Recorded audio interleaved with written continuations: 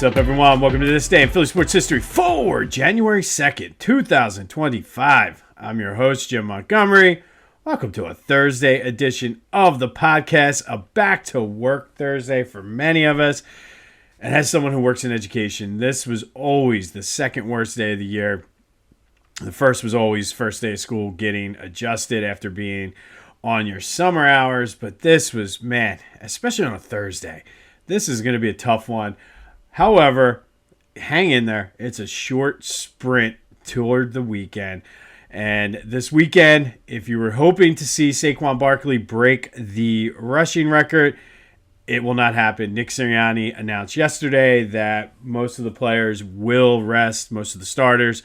And that is the right call and the right decision. The more I thought about this, as great as that would be for Saquon to get the record, I know he wanted it. I know a lot of the players wanted it. I just feel if the record was not in play, we would not even be having this discussion. If the record was not in play, the starters would have rested no matter what. And I think coupling with the fact that you got some guys that are banged up, the fact that the bye week was in week 5, I think it's the right decision because whoever you play, whether it's Washington or Green Bay, at least for a half this weekend, both of those teams likely will be trying to play hard. So no matter who we play, they'll be coming off a somewhat tougher game than what they're used to. So I really do. As much as it would have been cool to see Saquon break the rushing record, I just really, this is the right decision. Jalen's still not even out of concussion protocol yet.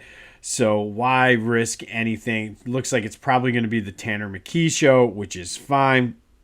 But right call by Nick Sirianni, right call by the Philadelphia Eagles on resting everybody as we gear up. Because there's bigger pictures in the bigger picture is in play, and that's a Super Bowl.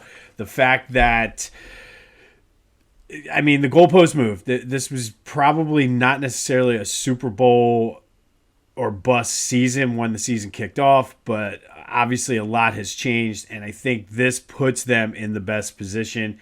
I know there's going to be people on the other side that says, oh, you got to do it. It's a once in a lifetime, this, that, and the other. However, the fact of the matter is it's not like our trophy case is overflowing with Super Bowl trophies.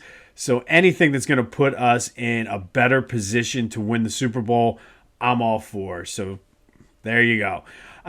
Some good news, though. Dallas Goedert's practice window did open. Looks like he should be trending at least toward playing in the playoff game, which will be huge. Open up some more things for the offense. But I think the biggest concerning thing is the fact that Jalen is still in concussion protocol. Should be fine, but with concussions, you just never know. And that's the story that we're going to be monitoring. All right, some housekeeping notes. Be sure to follow me on social media, Jimbo_Mont on Twitter and TikTok. On Instagram, @PhillyJimbo. Subscribe to the YouTube channel, Jimbo_Mont. Continue to spread the word. Got big aspirations for 2025, so every little bit will help as we try to grow this thing. Now, for New Year's, all through the month of January, we're not going to be doing resolutions. We're going to be forgiving people, trying to change the karma, trying to bring some of that good juju in for our Philly sports teams for this year. And the team that needs the biggest shot of good karma right now is your Philadelphia Eagles. So today, we're going to forgive Nick Sirianni. And I guess the easy thing to do is forgive him for not allowing Saquon to go for the record. But again, I'm okay with that.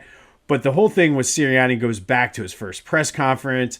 Everybody compared it to Charlie Manuel. Just seemed like he was overwhelmed, over his head.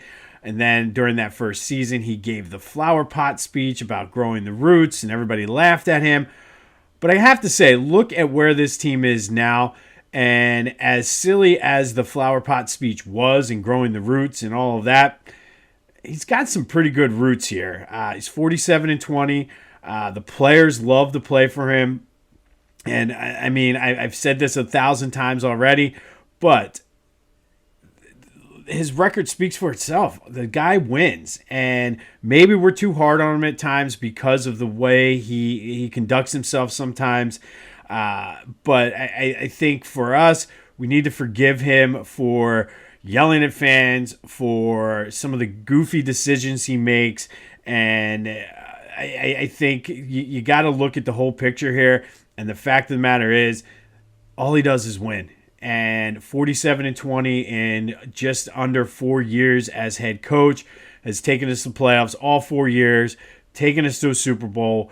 This is another Super Bowl or bust team, and the job he's done this year has been phenomenal. So Nick Sirianni, I forgive you. I'm sorry. We need as much of this good karma as possible with him, but I think Nick Sirianni deserves our forgiveness. And like I said, take that burden off of our shoulders and let's get the good karma rolling here in 2025. All right. So the Sixers, another team that could use some good mojo right now, lost out in Sacramento last night, 113-107. No Joe, no Kelly Oubre. I fully imagine Joe will play tonight. It's a nationally televised game. I can't see why he wouldn't. They claimed it was for the knee and the foot. However, the fact that they were playing back-to-back, I think it was just load management, as they like to say. But Paul George had 30 last night. Tyrese Maxey had 27. The issue I have with this game last night is 100% did not stay up to watch it. But in watching the replays, they had a 9-point lead in the fourth quarter. And they seem to do this a lot without Joe, where they can't hang on to the lead. And I think what's concerning about that is Paul George was supposed to be the guy that was the closer. And that's one of the reasons they brought him in. He struggled down the stretch last night. So Sixers lose to the Kings 113-107. They're back at it tonight against the Warriors. Nationally televised game. Fully expect to see Joe play in this one. Flyers then are in action out in Vegas tonight. Tough matchup for them. Hopefully they can get back on the right side of things and get some momentum rolling here in 2025. Be sure to check out my boys over at the Clashing Conferences podcast. Lots of great things going on with their Sports Fan Network. That's available wherever you get your podcasts, as well as on YouTube. And then go to Philly Goat. It's a new year, new you. Get some new shoes. Those bird wings, amazing. I've showed them. Go back and look at some of our previous episodes from last week.